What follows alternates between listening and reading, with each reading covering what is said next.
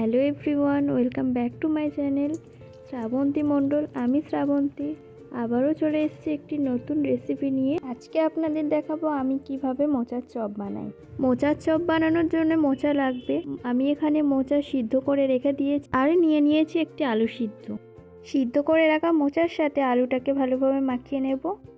আলু আর মোচা একসাথে ভালোভাবে মাখিয়ে নেওয়া হয়ে গিয়েছে। এরপরে একটা মশলা বানিয়ে নেব। কড়াইতে 1 চামচ জিরে আর একটি শুকনো লঙ্কা দিয়ে ভালোভাবে ভেজে নেব। তারপর মশলাটা ঠান্ডা হয়ে এলে মিক্সারে মিক্স করে নেব। তারপরে কড়াইতে তেল দিয়ে তাতে জিরে, শুকনো লঙ্কা, রসুন বাটা দিয়ে একটু ভাজা ভাজা করে নেব। তারপর তাতেই দিয়ে দেব মাখিয়ে রাখা মোচা আর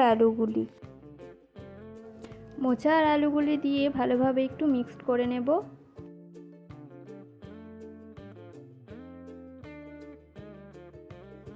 ভালোভাবে মিক্সড করে নেওয়া হয়ে গিয়েছে। এরপরে দিয়ে দেব নুন, হলুদ আর মিট মশলা দিয়ে ভালোভাবে কষিয়ে নেব।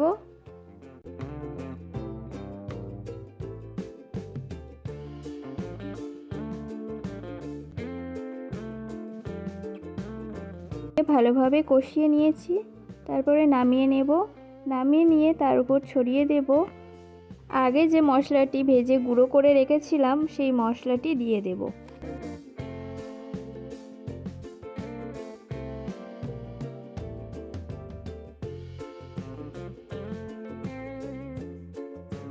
একটি পাত্রে নিয়েছি বেসন আর চালের গুঁড়ো। তারপরে তাতে দিয়ে দেব নুন, একটু মিট মশলার গুঁড়ো দিয়ে মাখিয়ে নেব এবং একটু একটু করে জল দিয়ে একটি পাতলা ব্যাটার বানিয়ে নেব।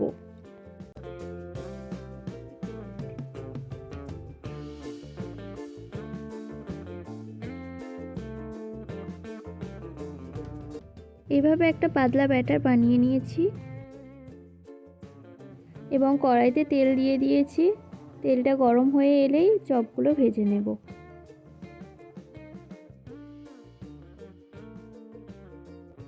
প্রথমে ভেজে নেব কয়েকটি বেগুনিগুলি ভাজা হয়ে গেলেই তারপরে মোচার চপগুলি ভেজে নেব।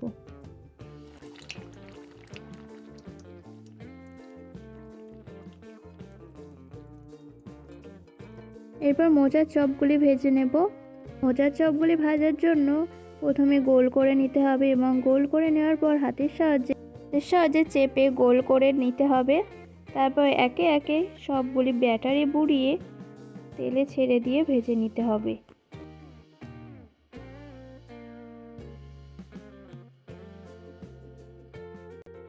ভালোভাবে লাল লাল করে ভেজে নিয়ে তুলে নেব। একইভাবে সব চপগুলি একে একে ভেজে নেব। সবকটা চপ ভাজা হয়ে গিয়েছে। আজকে এই ভিডিওটি ভালো লাগলে লাইক, কমেন্ট, শেয়ার করে দেবেন এবং চ্যানেলটি সাবস্ক্রাইব করে পাশে থাকবেন।